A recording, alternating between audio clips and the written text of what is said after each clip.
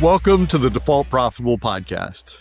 Today, we're not going to focus on what it takes to grow a business. We're going to talk about where we're at after 150 episodes and where we're looking to go. I'm your host, Matt Nettleton. I think I've interviewed 143 different Indianapolis business owners and a wide variety of size businesses, everything from Stephanie Daly, who started cooking lasagna in her kitchen and now has a commercial kitchen with multiple employees, up to, Spot Freight, where they have 500 sales reps and another 300 employees, and they got offices in 5 cities. So it's been a pretty wide range of businesses. But the one thing they've all had in common is they were bootstrapped, pretty much. I think I've interviewed 3 businesses that had outside investors. And that's really what I want to set as a path going forward. It's interesting to me that the businesses that bootstrap are very resourceful.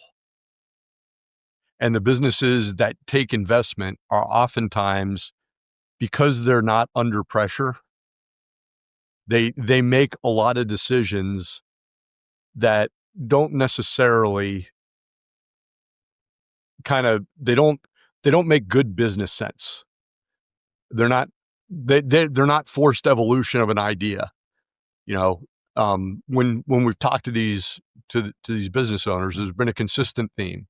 The first thing is you need to have savings in the bank, right? You got to have about 6 months savings to start a business. That's the standard advice.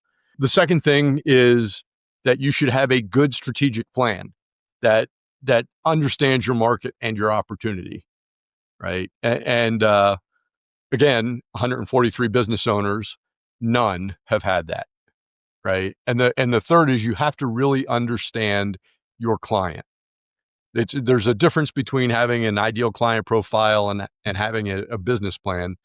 And the pretty consistent theme through 143 separate interviews is, well, I really didn't have the finances in place that I thought I would, but it was time to start the business, so I did it. I really didn't have what turned out to be a very accurate plan. The plan itself was worthless, but the function of planning was invaluable. Like the idea that I had to be able to pick a direction, lay out how I was going to get there, and then learn how to adjust because my original set of ideas were bad. And then the final thing is you really have to understand your clients. What I have heard consistently is not only did people not understand their clients, but they did not really understand what their clients wanted to buy or why their clients would give their money. They knew what they wanted to sell. Like most people go into a business, they know what they want to sell. What they don't realize is that what interests them is not always what interests the people that will give them money. But with all that said, I think all 143 episodes have contained, wisdom from people that are in the arena, that are actually slugging it out, growing a business, going out, stubbing their toes, starting over, changing direction. And so,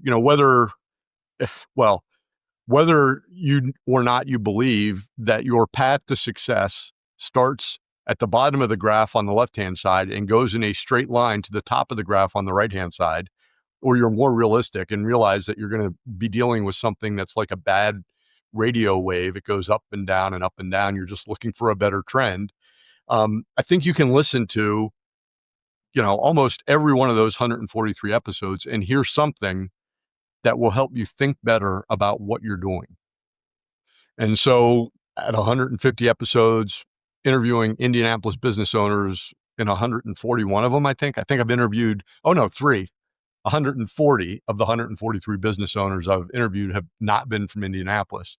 What we are going to start doing is I'm willing to open the aperture. 90% of our listeners are from Indianapolis, and that has been great. That's kind of my goal. But what I'd like to do is I'd like to refine the guests that we're looking for. And so if you're listening today and you're a business owner and you have started a business that was essentially bootstrapped, no outside venture money, no investors that were simply looking for a return. Right? It's okay to have partners. It's okay to go into your own bank account. But what we're looking for is people that have started from scratch and built a business regardless of industry, HVAC, electrician, plumber, roofer, whatever, even technology. I just want to, I want to expand that, but I want to keep the focus on the importance of building a business that collects more revenue than it spends, and their impact on the economy, their employees, and the market. So we're looking for guests. You can go to defaultprofitable.com. You can fill out the form. You can give us your information. We'll get you scheduled. Episodes are 20 minutes long, right? Usually a 30-minute interview. We have to take out all the times you say like and so that takes about 10 minutes for most business owners, and we just kind of go from there. And finally, I say it every time, but if you're listening, it would really be helpful if you left a review, hit subscribe, or shared an episode. We're not a big national brand. I have no interest in being Joe Rogan. I'm afraid of needles. I'll never get tattooed. And, and I also am not the chick from Call Her Daddy. But what I am is pretty good with small business owners, helping people generate and grow revenue. And if you're listening, we appreciate you. And until we come back next week with more episodes, stay focused, keep working, stay profitable.